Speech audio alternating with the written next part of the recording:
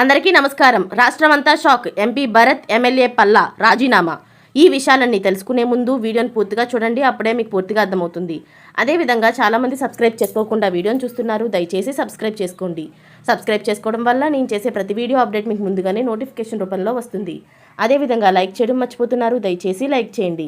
Like చేయడం వల్ల ఇటువంటి ఇంపార్టెంట్ ఇన్ఫర్మేషన్ చాలామందికి రీచ్ చేసిన వాళ్ళు అవుతాం. ఇక లేట్ చేయకుండా వీడియోలోకి వెళ్ళిపోదాం.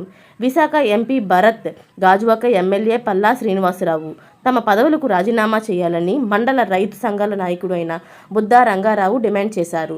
స్టీల్ ప్లాంట్ ప్రైవేటీకరణం కానివ్వమని, ఆ పరిస్థితి వస్తే తమ పదవులకు రాజీనామా చేసి కార్మికులతో కలిసి పోరాడతామని ఎన్నికల సమయంలో చెప్పిన వీరు ఇప్పుడు ఎక్కడున్నారని ప్రశ్నించారు. స్థానిక నెహ్రూ చౌక్ వద్ద స్టీల్ ప్లాంట్ ప్రైవేటీకరణకు వ్యతిరేకంగా రైతు, మహిళా, వ్యవసాయ సంఘాల ఆధ్వర్యంలో చేపట్టిన రీలే దీక్షలు 3వ రోజు గురువారం కొనసాగుతున్నాయి. ఆయన మాట్లాడుతూ 2 మాసాల క్రితం స్టీల్ ప్లాంట్ సందర్శనకు వచ్చిన కేంద్ర ఉక్కు అలాగే భారీ పరిశ్రమల శాఖ మంత్రి కుమారస్వామి 45 రోజుల్లో పరిస్థితి చక్కదిద్దుతామని చెప్పి ఇప్పుడు ప్రైవేటీకరించే పనిలో నిమగ్నమై ఉన్నారని విమర్శించారు. కేంద్ర, రాష్ట్ర ప్రభుత్వాలు ప్రభుత్వ రంగ సంస్థలను దశల వారీగా ప్రైవేటీకరణ చేయడం, అలాగే కార్పొరేట్ సంస్థలకు కట్టబెట్టడమే కాకుండా దేశంలో నిరుద్యోగ సమస్యను పెంచాలని చూస్తున్నారని ఆరోపించారు. స్టీల్ ప్లాంట్ను కాపాడుతామనే బాధ్యత తమ అందరిపై ఉన్నదన్నారు.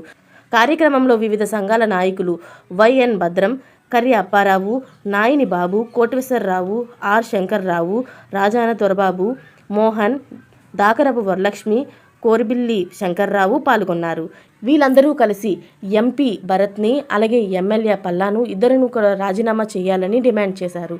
ఇలాంటి లేటెస్ట్ అప్డేట్స్ అన్ని మీరు ముందుగానే పొందాలి అనుకుంటే ఛానల్ని సబ్స్క్రైబ్ చేసుకోండి. అలాగే పక్కనే ఉన్న గంట సింబల్ని క్లిక్ చేయడం మర్చిపోకండి. Thanks for watching friends.